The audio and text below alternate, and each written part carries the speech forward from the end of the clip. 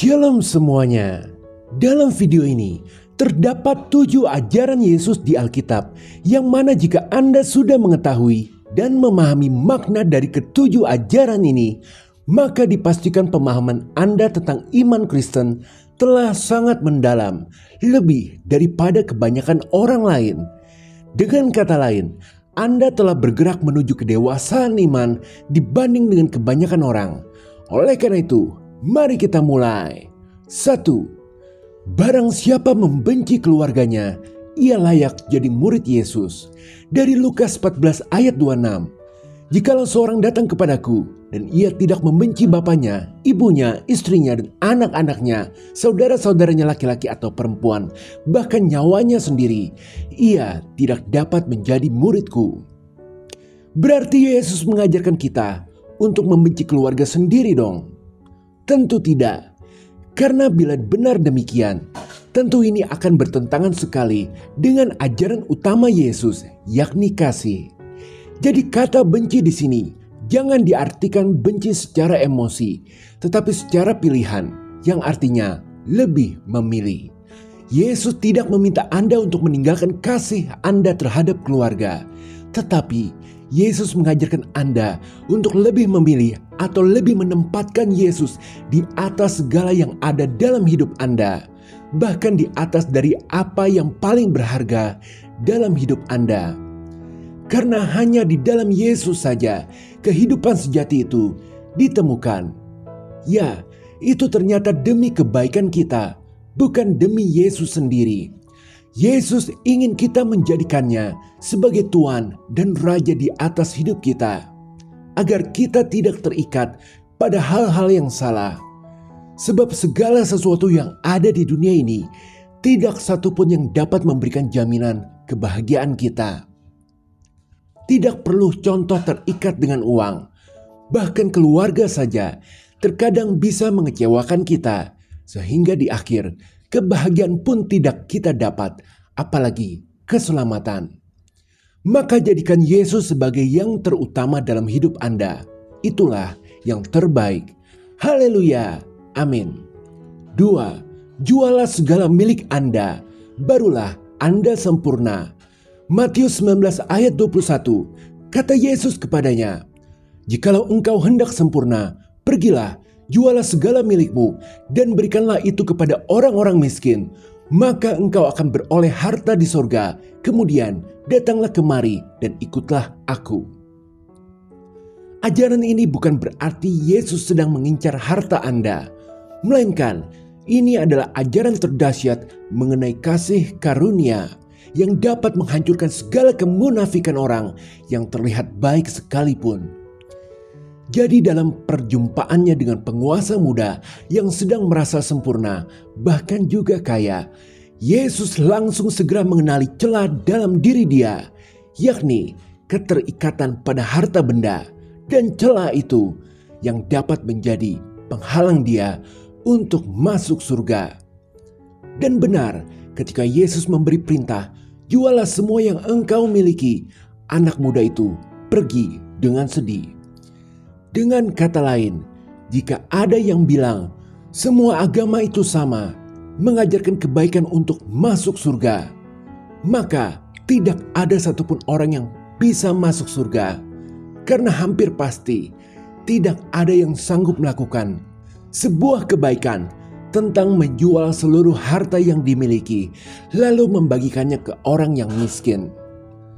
Dan disinilah kasih pengorbanan Yesus menjadi sangat menonjol.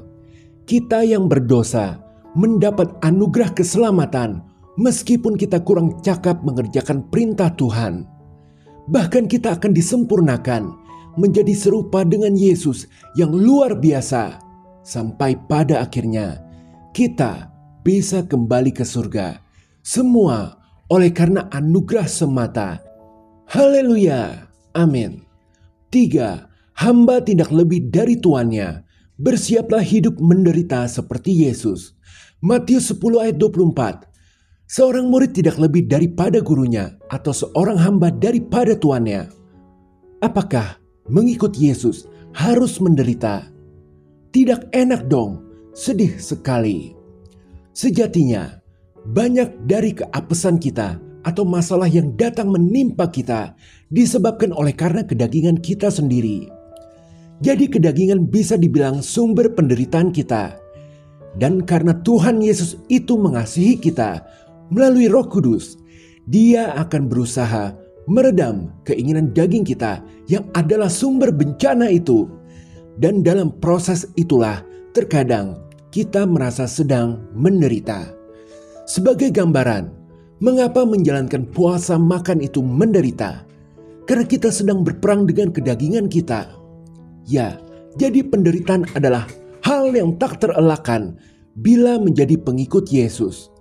Tetapi, bukankah tanpa mengikut Yesus pun hidup di dunia ini tetap penuh dengan penderitaan? Perbedaannya, bersama Yesus, penderitaan kita memiliki makna dan kita tidak menghadapinya sendirian. Jika dunia menolak Sang Raja, hamba-hambanya tidak mungkin akan mengharapkan tahta di sini. Hanya bekas luka saja yang bisa menceritakan berat sekaligus indahnya mengikuti Yesus menuju kemuliaan. Karena selain menghadapi kedagingan, kita juga akan menghadapi dunia. Bertahanlah, Tuhan selalu bersama kita. 4. Jangan halangi orang mengusir setan meski mereka bukan bagian dari kita. Markus 9 ayat 39. Tetapi kata Yesus, jangan kamu cegah dia, sebab tidak seorang pun yang telah mengadakan mujizat demi namaku dapat seketika itu juga mengumpat aku. Ketika murid-murid melarang orang tak dikenal mengusir setan, Yesus menegur, jangan larang dia.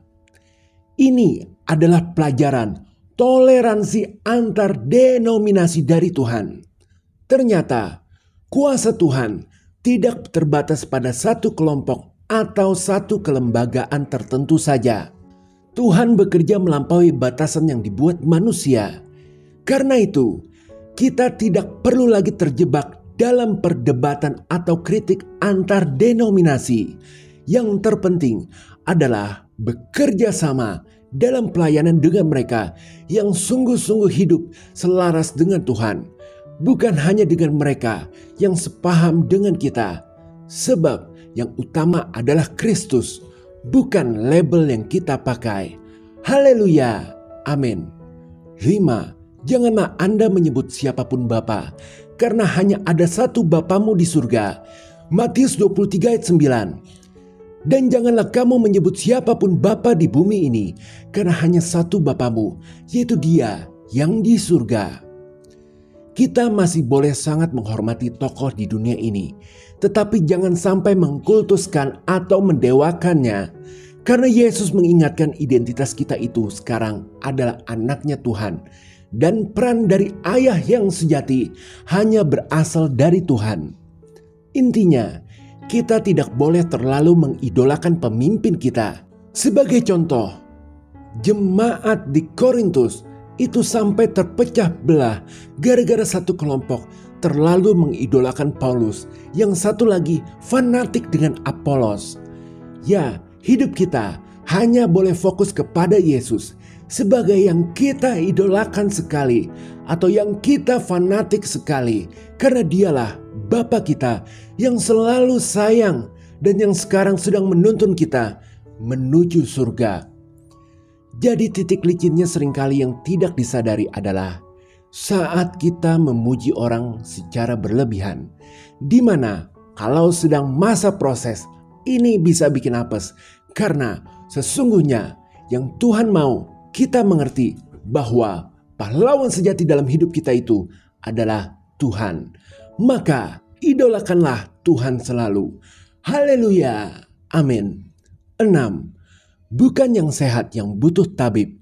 Yesus datang untuk orang berdosa. Matius 9 ayat 12-13. Yesus mendengarnya dan berkata, bukan orang sehat yang memerlukan tabib, tetapi orang sakit. Jadi pergilah dan pelajarilah arti firman ini. Yang ku kehendaki ialah belas kasihan dan bukan persembahan. Karena aku datang bukan untuk memanggil orang benar, melainkan orang berdosa. Gereja bukan untuk orang suci. Yesus justru malu jika kita terlalu bersih untuk mau bergaul dengan orang yang memalukan di mata dunia. Lebih dari soal gereja, kita familiar dengan saudara kita yang Kristen, tapi kok suka menghakimi, bukannya mengayomi kepada dia yang terhilang atau yang lagi menjauh dari Tuhan. Jadi Yesus benar-benar mengajarkan bahwa kasih karunia itu bukan untuk mereka yang merasa baik. Kasih karunia itu untuk mereka yang hancur, yang tersesat, dan yang putus asa. Maka alih-alih menghakimi, kita diajak untuk lebih berempati akan kesakitan yang dia rasakan. Seandainya saya berada di posisi mereka, membuat kita pada akhirnya dipakai Tuhan menjadi penyambung kasih karunia Tuhan untuk mereka, di mana secara tidak langsung hal ini akan sangat memberkati hidup kita. Haleluya. Amin. 7. Barang siapa tidak makan tubuh Yesus, dia tidak berbagi hidup dengannya. Yohanes 6 ayat 53. Maka kata Yesus kepadanya, Aku berkata kepadamu, sesungguhnya jikalau kamu tidak makan daging anak manusia dan minum darahnya, kamu tidak mempunyai hidup di dalam dirimu. Yesus tidak mengajarkan sebuah ritual, tetapi dia menawarkan dirinya sendiri untuk benar-benar dapat hidup di dalam dia melalui tindakan iman kita. Jadi saat Anda benar-benar gundah hati, bolehlah Anda melakukan perjamuan kudus sebagai tindakan iman. Ya, bukankah repot harus berdoa, membereskan hati, lalu mencari biskuit atau minuman sebagai minuman anggur? Tetapi, tahukah Anda bahwa Tuhan sedang melihat usaha Anda untuk mau intim dengannya? Tindakan iman, hati, bahkan air mata itu semua dapat hadir dalam perjamuan kudus, dan ini akan mengubah segalanya. Wanita terjahat di Alkitab siapa? Jawabnya, Isabel. Dia punya suami namanya Ahab. Singkat cerita, dalam sebuah kejadian, Ahab dan Isabel melakukan sebuah kesalahan, yakni dalam kasus kebun anggur Nabot. Saat Nabi Tuhan menegur Ahab dan menyatakan murka Tuhan, Ahab bersedih. Lalu apa yang terjadi? Tuhan memandang kesedihan Ahab, tidak jadi menghukum Ahab, melainkan keturunannya saja. Intinya, Tuhan tersentuh. 1 Raja-Raja 21 ayat 29. Sudahkah kau lihat bahwa Ahab merendahkan diri di hadapanku? Oleh karena ia telah merendahkan diri di hadapanku, maka aku tidak akan mendatangkan malapetaka dalam zamannya. Barulah dalam zaman anaknya, aku akan mendatangkan malapetaka atas keluarganya. Ya, tidak peduli seberapa jauh Anda sudah melangkah, Tuhan tidak akan menghina hati yang hancur. Datanglah kepada Dia lewat perjamuan kudus. Haleluya. Amin.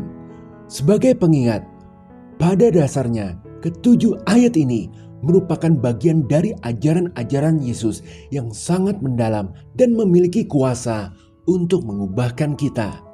Iman yang dalam bukanlah tentang rasa yang nyaman, tetapi keberanian untuk menghadapi dan melaksanakan ajaran-ajaran Yesus. Karena siapa yang mengasihi Yesus, dialah yang bukan berkata, "Aku cinta Yesus," tetapi dia yang berusaha mau melaksanakan ajaran Yesus. Semuanya demi kebaikan kita. Serius, dunia sudah tidak baik-baik saja.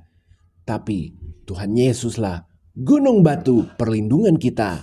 Haleluya. Amin. Jika berkenan berikan like, share, dan subscribe. Tuhan Yesus memberkati.